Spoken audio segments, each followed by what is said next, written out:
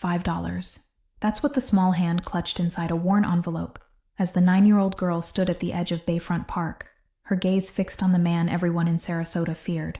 She knew his reputation from whispered conversations, knew he wasn't someone a child should approach. The air hung heavy with salt and humidity as the sunset painted the Gulf waters orange and gold, casting long shadows across the park's winding paths.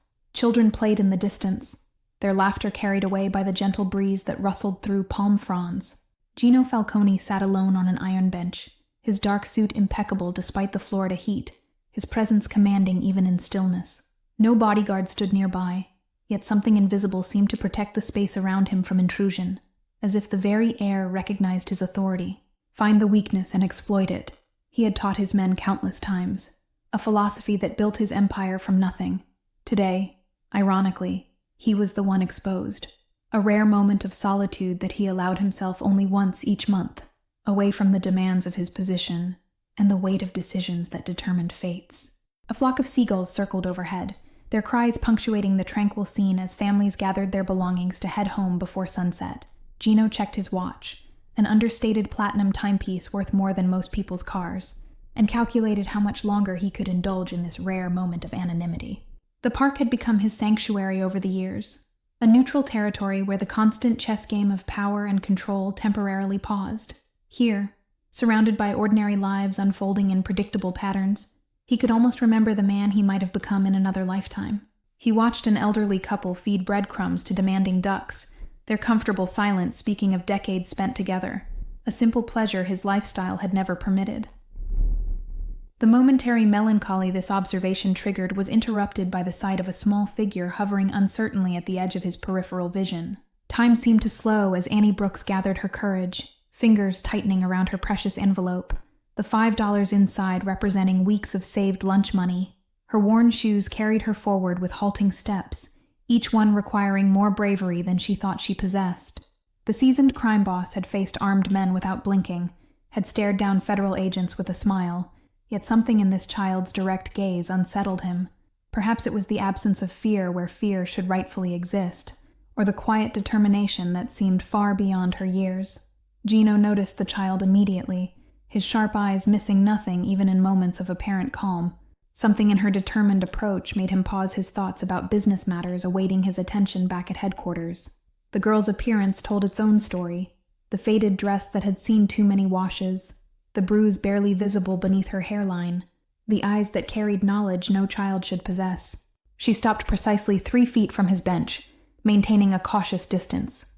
"Excuse me, sir," she said, her voice surprisingly steady despite the slight tremble in her hands. "Are you Mr. Falcone?" The question hung between them, bold and dangerous in the humid evening air. He considered denying it, sending her away with a cold word as he would most strangers foolish enough to approach him. Instead, curiosity overtook caution, and he inclined his head slightly, a gesture that neither confirmed nor denied, but somehow invited her to continue despite his better judgment. Annie stepped closer then, extending both hands with the envelope pinched between small fingers. "I need help, sir," she stated simply, no tears or dramatics coloring her request. "And I can pay." The absurdity of this child offering payment almost made his lips twitch with something like amusement, but the gravity in her eyes stopped any smile before it could form. Whatever brought her here was no trivial matter. That much was clear from the tension in her small shoulders. A distant church bell tolled 6 times, marking the hour as seagulls circled overhead, their cries punctuating the moment between the powerful man and the determined child. The contrast between them couldn't be more stark, darkness and innocence facing off across an impossible divide. "What kind of help costs $5? He asked finally, his deep voice pitched low enough that only she could hear it.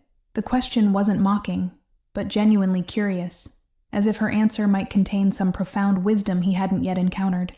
Her fingers tightened momentarily on the envelope before she held it out again, her chin lifting slightly in a gesture of pride that reminded him of himself decades ago. "It's all I have," she said simply, "but I think it's enough for what I need." With an expertise born from years of reading people, Gino accepted the envelope, noting the care with which it had been sealed, each crease pressed flat, corners aligned perfectly. The precision spoke of desperation, of something precious contained within flimsy paper. Annie watched him open it with the intensity of someone whose entire future hung in the balance, her small chest barely moving as she held her breath. Inside lay a carefully folded $5 bill and a note written in the careful hand of a child trying to appear grown up. The handwriting wobbled in places, revealing the effort it took to form each letter. Please make my uncle go away. He hurts my mom and my sister. We can't tell anyone because he says he'll take us away from Mom forever. The simplicity of the request landed like a brick on Gino's chest, momentarily stealing the air from his lungs as his eyes traveled from the note to the girl's face. In his world, problems were solved with calculated violence and strategic threats. Clean, efficient, emotionless. But this child's plea sparked something he thought long dead. "How did you find me?" he asked, his tone softer than before, curiosity mixing with something that might have been concern in another man. The question was important. Children shouldn't know how to locate men like him. Annie's gaze didn't waver as she answered. "I heard my uncle talking about you on the phone once. He said everyone's afraid of Mr. Falcone, even the police." Her small hands twisted together in front of her. "I thought maybe he'd be afraid of you too." The brutal honesty of her logic was flawless in its childish simplicity. Find the biggest predator to scare away the one hunting you. Gino felt a grudging respect for the girl's resourcefulness, mixed with something darker at the thought of what drove her to such measures. "Your mother doesn't know you're here," he stated rather than asked, already knowing the answer from the secretive way the girl glanced over her shoulder. Children with permission didn't clutch envelopes like lifelines or approach strangers with such careful planning. Annie shook her head, confirming his assumption with a small frown that aged her young face. "Mom takes medicine that makes her sleep a lot. My sister's only 4. She's too little to help." A jogger passed by, slowing briefly to glance at the unusual tableau they created. The imposing man in an expensive suit, and the small girl standing before him like a supplicant.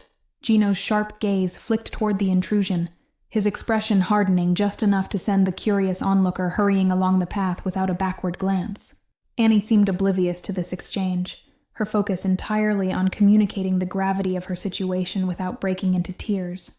The discipline this required from a 9-year-old struck Gino as both admirable and deeply troubling. Children should cry when afraid, should seek comfort rather than solutions.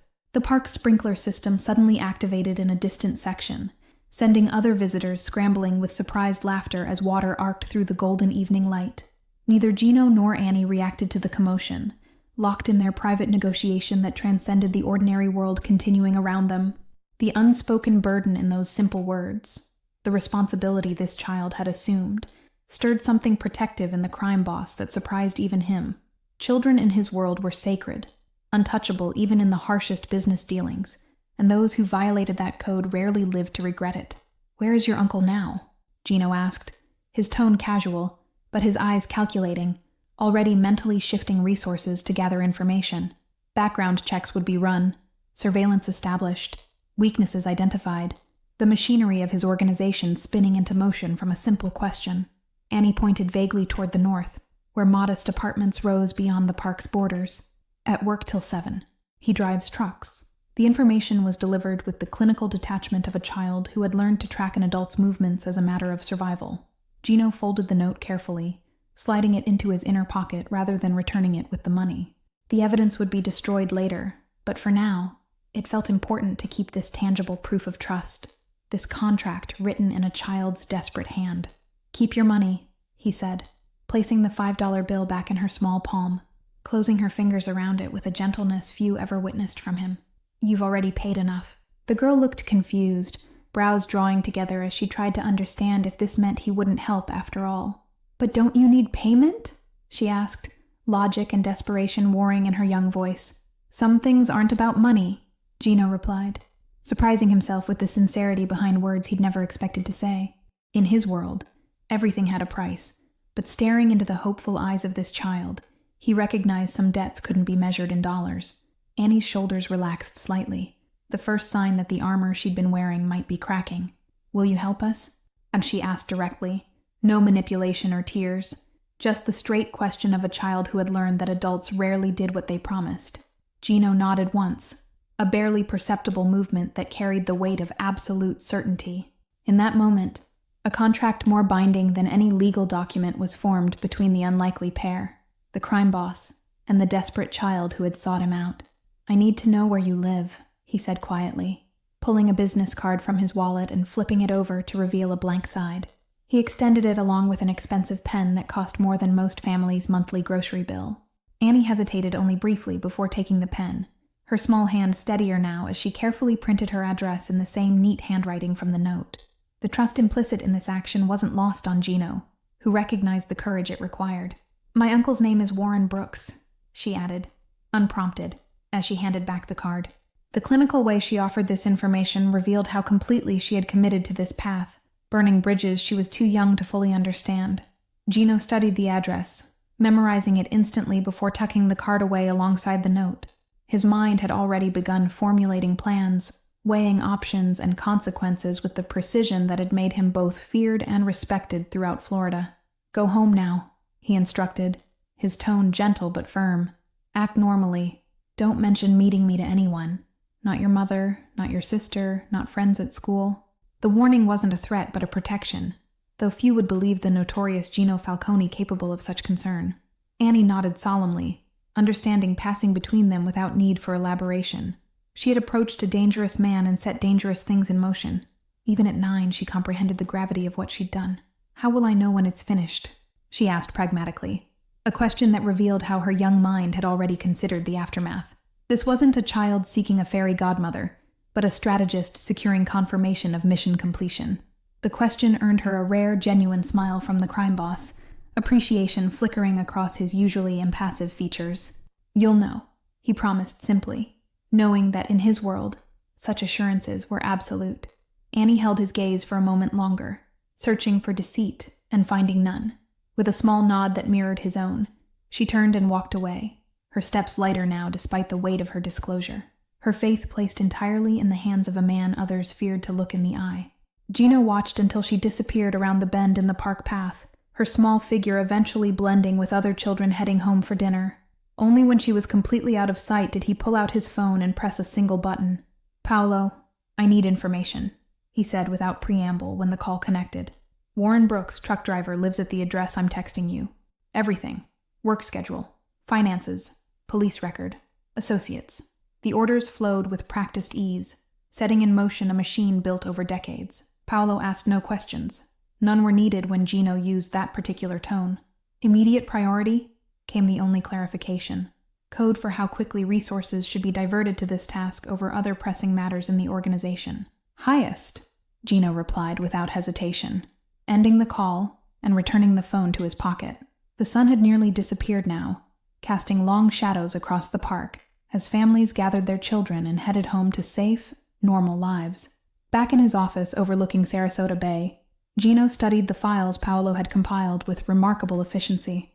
Warren Brooks, 3 prior domestic disturbance calls, no charges filed, a gambling debt to some minor players across town, and a drinking problem poorly hidden beneath a veneer of respectability.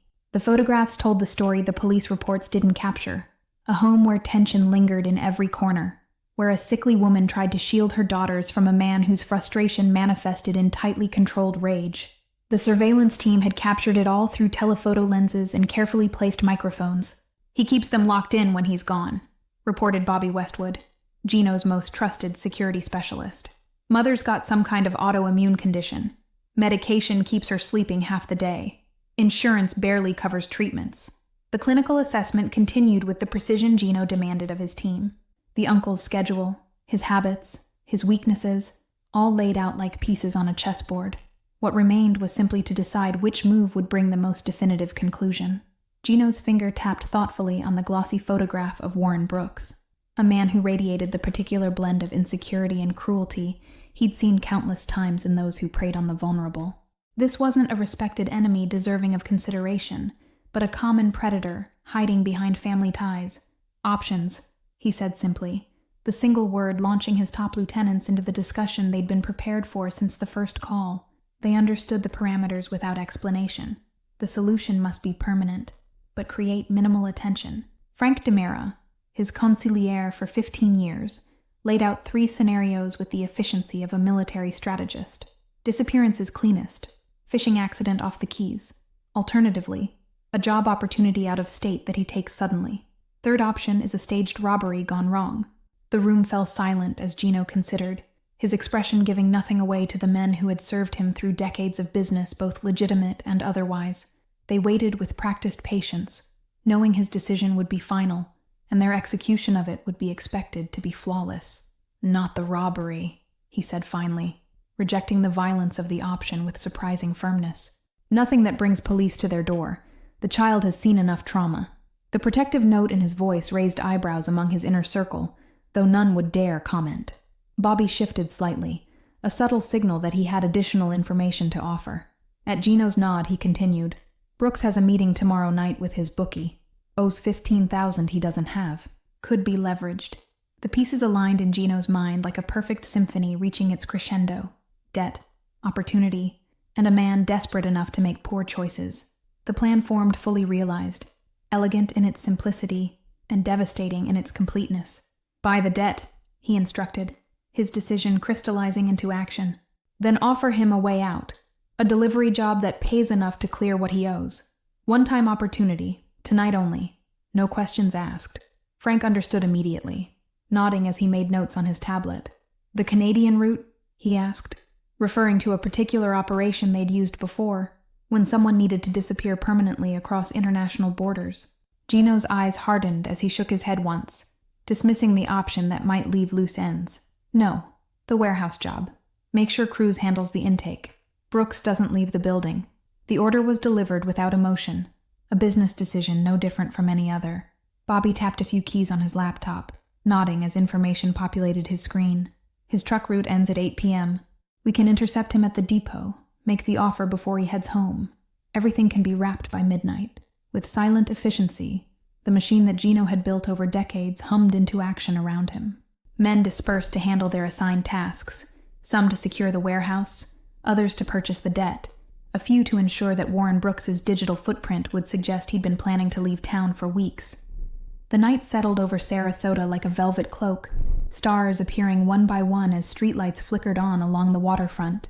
In his penthouse office, Gino sipped 12-year-old scotch and waited for confirmation that each piece of his plan had fallen into place. "Brooks took the bait," Frank reported at 9:17 p.m., his voice calm through the secure line. "Heading to the warehouse now with Cruz. Thinks he's picking up high-value electronics for a quick $10,000+ debt forgiveness." Gino acknowledged with a wordless sound, ending the call and returning to the window where the city lights reflected off the dark water of the bay. He rarely participated directly in such operations anymore. His position demanded separation from the day-to-day mechanics of enforcement. Yet tonight felt different, personal in a way that business rarely did. The image of Annie's determined face kept returning to him, reminding him of another child long ago who had needed protection and found none. At 11:42 p.m., his phone buzzed with a simple text, "Delivery completed." The understated confirmation that Warren Brooks had met his end came with attached instructions for handling the truck, the body, and the narrative that would be left behind. By morning, the official story would be simple and believable.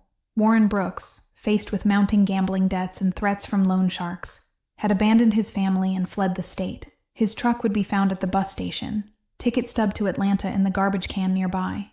The police would make perfunctory inquiries, but with his history of domestic disturbances and financial troubles, few would question his disappearance. Those who might press harder would find themselves subtly discouraged by the invisible influence Gino maintained within local law enforcement. What remained was the matter of Annie, her sister, and their ailing mother, loose ends that in any other situation would be monitored briefly, then forgotten once the primary objective was achieved. But Gino found himself unable to simply walk away from their story.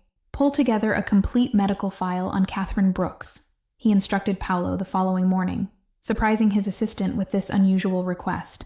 "I want to know exactly what condition she has, what treatments are available, and what they cost." The information arrived within hours. Multiple sclerosis, progressive but treatable with newer medications that insurance companies classified as experimental and refused to cover. The monthly cost of effective treatment exceeded what Catherine could possibly afford on disability payments. Gino made 3 calls that afternoon, one to the director of Sarasota Memorial Hospital's neurology department, another to his most discreet real estate agent, and a third to his financial manager. Money flowed through carefully obscured channels, setting events in motion that would reshape 3 lives. Annie noticed the changes gradually at first. Her mother seemed more alert in the mornings, new medications appearing in their bathroom cabinet with labels from a specialty pharmacy.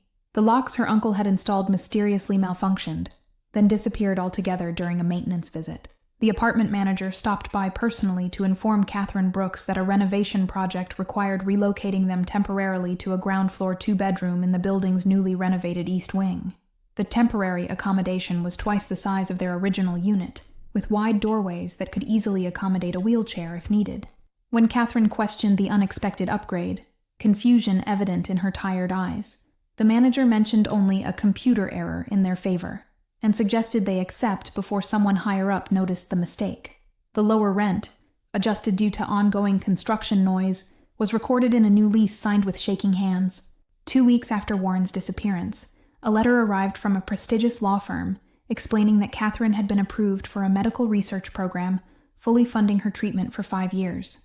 The only requirement, regular appointments with specialists who would monitor her response to the new medication protocol. Annie watched her mother's face transform as she read the letter, hope replacing resignation for the first time in years. Something tight and vigilant in the child's posture loosened slightly, though her eyes still carried the wariness of someone who expected good fortune to be snatched away at any moment. On a crisp Monday morning, a sleek black town car pulled up outside their new apartment, the driver holding a sign with Catherine Brooks, Neurology Center, printed in professional lettering. Her mother hesitated at the unexpected luxury, but the driver simply explained that transportation was included in the research program. The neurologist who greeted them at the private medical center spoke with kind authority about promising new treatments, explaining complex medical terms with patients, while a nurse entertained Annie's little sister with coloring books in the corner. No one rushed them, or treated Catherine with the dismissive tone she'd grown accustomed to from overworked clinic doctors. "We've reviewed your case extensively, Mrs. Brooks," Dr. Harrington explained, her warm voice instilling confidence. "The inflammation markers in your last blood work suggest you'll respond exceptionally well to our newest protocol. Many patients have seen significant reversal of symptoms." Annie sat quietly beside her mother, absorbing every word while appearing to focus on a magazine in her lap. She had become expert at being simultaneously present and invisible, a skill developed through years of navigating her uncle's unpredictable moods. When the doctor stepped out briefly to retrieve test results, Catherine turned to her daughter with tears shimmering in her eyes. "I don't understand what's happening," she whispered, hope and confusion battling across her features. Why would they choose me for this program? The question hung between them, unanswerable in any way that wouldn't reveal Annie's desperate gamble 3 weeks earlier. The child simply squeezed her mother's hand and offered a small smile that seemed far too wise for her 9 years. Catherine's improvement began within days of starting the new medication. Subtle at first, then unmistakable as weeks passed. She could stand longer without fatigue, her hands steady enough to braid her younger daughter's hair, her mind clear of the fog that had kept her trapped between consciousness and sleep. The world expanded around them with each small victory. A trip to the beach where Catherine sat watching her daughters build sand castles, a parent-teacher conference Annie didn't have to attend alone, meals prepared by steadier hands that brought them together around the table, rather than eating in exhausted shifts. No one mentioned Warren's absence except during a single brief visit from a disinterested detective, who seemed satisfied with Catherine's honest confusion about her brother-in-law's sudden departure. The case file was marked low priority, and eventually shelved among thousands of other voluntary missing persons. On the first day of spring, exactly 2 months after Warren disappeared, Annie was walking home from school when a familiar black car pulled alongside the curb.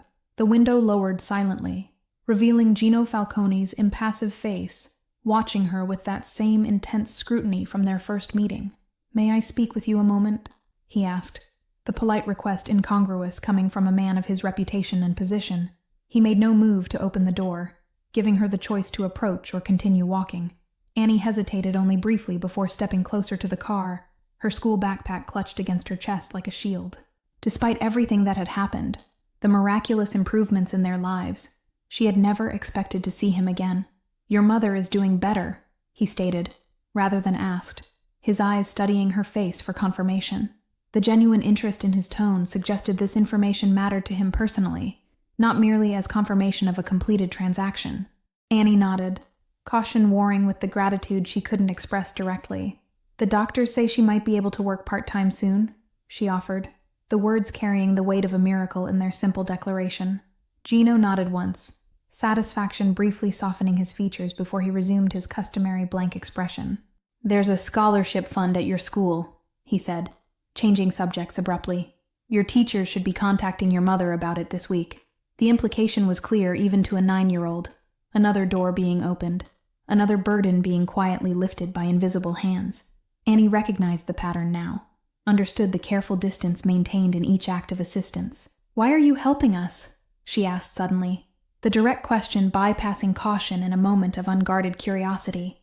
The words hung between them, bold in their simplicity and profound in their implications. Gino's eyes narrowed slightly, not in anger, but in consideration, as if Annie's question had caught him unprepared. For a moment, something vulnerable flickered across his features before he regained his composure with practiced ease. "Because you paid for it," he answered finally, the simple response carrying layers of meaning between them. $5 bought something no one else has ever purchased from me. My word to a child who needed help. Annie absorbed this, her young mind understanding the deeper implication, that their connection had somehow transcended the normal transactions of his world. She nodded once, mirroring his own economical gesture of acknowledgement. "Thank you," she said simply, the words carrying the weight of all she couldn't articulate. Gratitude for her mother's health, for safety, for doors opening where walls had stood before. No elaborate speech could have conveyed more than those 2 words offered without pretense. Gino inclined his head slightly, accepting her thanks with the same seriousness he might accord a business associate. "You should go home now," he said, his tone gentler than his reputation would suggest possible. "Your mother will be waiting." The car pulled away smoothly, blending into afternoon traffic and disappearing around a corner while Annie remained on the sidewalk, watching long after it had gone. Something fundamental had shifted in her understanding of the world. Not all monsters were what they seemed, and help sometimes came from the most unexpected sources. That night, when Catherine excitedly shared news of the anonymous scholarship nomination from Annie's teachers, the girl accepted the miracle with practiced surprise. The pattern had become familiar now, blessings appearing with plausible explanations, their true source hidden behind layers of legitimate-seeming paperwork. Spring melted into summer, bringing more changes as Catherine's strength continued returning. A part-time position at the hospital's administrative office offered flexible hours and excellent benefits, arranged through Dr. Harrington's recommendation. The work suited her perfectly, providing purpose without overtaxing her still-recovering body. On rare occasions, Annie would spot the Blacktown car parked discreetly across from her school, or glimpse one of Gino's men, recognizable by their immaculate suits and alert eyes, watching from a distance. They never approached, never interfered, but their presence formed an invisible shield around the small family. Catherine began to bloom in ways Annie had never witnessed before, her smile appearing more frequently as pain receded and independence returned. She laughed now, a sound so rare in previous years that Annie's little sister had stared in wide-eyed wonder the first time she heard it. Small luxuries appeared in their lives, tickets to the botanical gardens left in their mailbox, a gift card to the bookstore on Annie's birthday, an invitation to a special hospital fundraising event where Catherine was recognized for her volunteer work with other MS patients. Each gift arrived with plausible explanation, never revealing the invisible hand guiding their good fortune. The neighborhood children who once avoided their apartment now played regularly with Annie and her sister, their parents no longer steering them away with whispered warnings about that family situation. The shadow of Warren's volatile presence had lifted completely, allowing normal childhood to finally take root. In July, when Catherine mentioned wishing she could take the girls to Disney World someday, 3 park passes arrived the following week through a community outreach program, selecting deserving families for complimentary vacations. The joy on her sister's face as she hugged her Mickey Mouse plush became Annie's most precious memory. At school, teachers noted the transformation in Annie's demeanor, the hypervigilance fading gradually as security replaced constant anxiety. Her grades, already strong from a child forced to grow up too quickly, improved further as energy previously spent on survival redirected toward learning and occasionally, simply being a child. The world began to make sense in a new way, not as the arbitrary, cruel place where her uncle's rage could destroy everything without consequence, but as a complex ecosystem where even the most dangerous predators sometimes protected rather than hunted the vulnerable. The lesson shaped her understanding of power and its purposes. Sometimes at night, Annie would stand at her bedroom window overlooking the quiet street below, wondering if someone watched over them even then. The thought brought comfort, rather than fear, a reversal of everything she'd been taught about strangers and danger. When 4th grade began in September, Annie found herself placed in the advanced learning program, her uniform provided through district funding, along with a laptop for special projects. Her mother beamed with pride at the parent orientation, standing straight without the cane that had been her constant companion for years. During a fall festival at the school, Annie glimpsed Gino across the courtyard, watching her receive an academic award with the same intensity he'd shown in the park months earlier. Their eyes met briefly, his slight nod conveying approval before he disappeared into the crowd, his presence unnoticed by anyone else. October arrived with cooling breezes and the 1-year anniversary of Catherine's participation in the medical trial. Her doctors marveled at her progress, declaring her case study material for a groundbreaking paper on new treatment protocols, another layer of legitimacy added to the narrative crafted around their changing fortunes. The phantom pains that had once kept Catherine bedridden now appeared only rarely, allowing her to advance to full-time work at the hospital. Her confidence grew alongside her physical capabilities, transforming her from a victim of circumstance into a woman reclaiming her power one day at a time. "Mom, can we invite Grandma for Thanksgiving this year?" Annie asked one evening as they prepared dinner together. Another normal activity that had once been impossible with Catherine's trembling hands. The question represented more than a holiday plan. It was about reconnecting with family that Warren had systematically isolated them from. Catherine paused, surprise giving way to thoughtful consideration. "I think that's a wonderful idea," she replied finally, her smile carrying the weight of reclaimed possibilities. "I'll call her this weekend." Bridges once burned began rebuilding as Catherine cautiously reconnected with friends and family who had drifted away during Warren's reign of isolation. Each renewed relationship strengthened the foundation of their new life, creating networks of support beyond the invisible protection Gino had established. Annie's little sister, no longer the frightened toddler who hid in closets when heavy footsteps approached, blossomed into a cheerful kindergartner with a passion for painting. Her artwork covered their refrigerator, bright colors and smiling figures that told the story of their transformation better than words ever could. The apartment that had once felt like a prison now buzzed with the energy of healing and growth. Friends visited for dinner. Neighbors stopped to chat in the hallway, and the constant undercurrent of fear that had once permeated every moment gradually dissolved into memory rather than lived experience. On a crisp November afternoon, as Annie walked home from debate club practice, the now familiar black car appeared beside her. This time, the rear door opened in clear invitation, Gino's expressionless face visible in the shadowed interior. After a moment's hesitation, Annie slid into the leather seat, backpack clutched on her lap, as the door closed silently behind her. The car moved smoothly into traffic, creating a private bubble where time seemed suspended between past and present. "Your mother's doctors report excellent progress," Gino stated, breaking the silence with his characteristic directness. "The treatment is working better than expected." The information confirmed what Annie already knew, but revealed something more important. He was still monitoring their situation personally. Annie nodded, more comfortable in his presence now, though still aware of the unusual nature of their connection. "She's talking about going back to college next year," she offered, sharing this precious dream as proof of how far they'd come. "To finish her nursing degree." Something like approval flickered across Gino's features, quickly masked behind his usual reserve. "Education is important," he said simply, the banal statement carrying the weight of endorsement from a man whose opinion had reshaped their world. They rode in comfortable silence for several blocks before he spoke again, his tone casual yet carefully measured. "There's a house becoming available near your school. 3 bedrooms, small yard, good neighborhood. Your mother might want to inquire about the rental listing next week."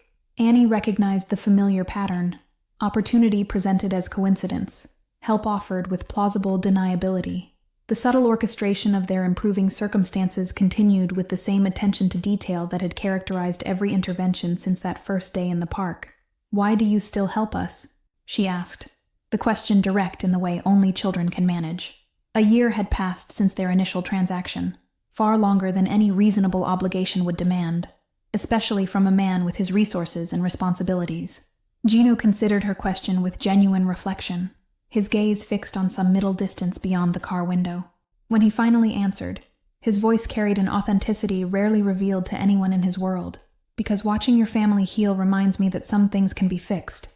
The simple admission revealed more about the man than perhaps he intended, that beneath the calculated exterior and fearsome reputation lived someone who recognized the value of restoration.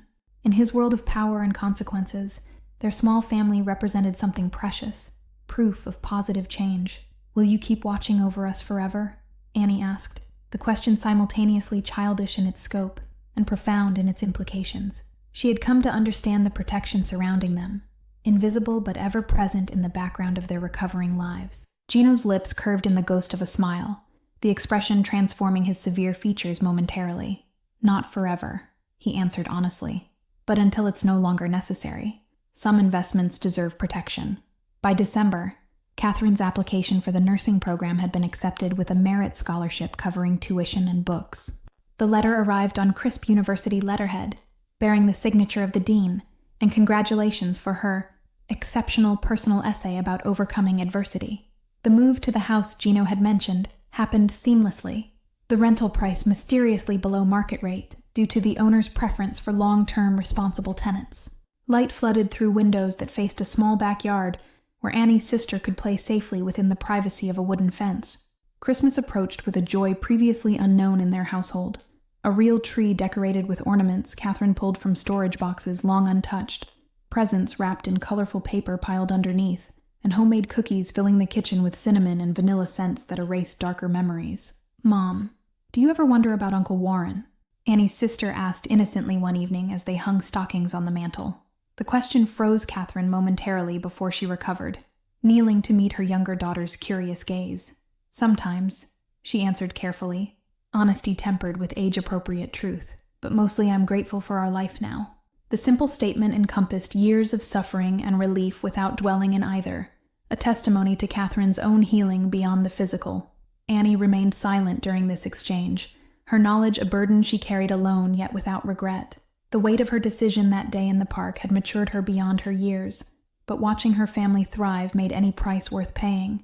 On New Year's Eve, as fireworks burst over Sarasota Bay, Annie stood on their front porch watching colors bloom across the night sky. A familiar black car rolled slowly down their street, pausing briefly opposite their house before continuing onward, a silent acknowledgement of endings and beginnings. The spring semester brought Catherine's return to academia, her schedule carefully balanced between classes, work, and family time. The determination in her eyes as she studied late into the night reminded Annie of the strength that had always existed beneath the pain and medication-induced fog. A letter arrived in March, addressed formally to Miss Annie Brooks, the envelope heavy cream stock that spoke of importance before it was even opened. Inside lay an invitation to apply for a prestigious private school scholarship program for exceptional students showing remarkable potential. Catherine marveled at the opportunity, while Annie recognized the familiar handwriting in the signature, though the name belonged to the school's admissions director. The pattern continued, doors opening through seemingly legitimate channels, their benefactor's influence invisible to anyone who wasn't looking for it. The acceptance letter came 3 weeks later, along with details about the uniform requirements, book list, and orientation schedule. That evening, after Catherine had called relatives to share the exciting news, Annie slipped away to her bedroom window and looked out at the quiet street below.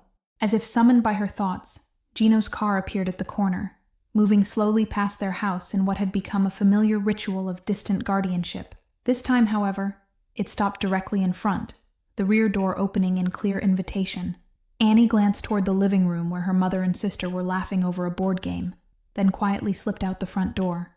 The night air carried the scent of jasmine as she approached the waiting vehicle with confident steps, no longer the frightened child clutching $5 in a desperate gamble. "Congratulations on your acceptance," Gino said, when she settled into the seat beside him.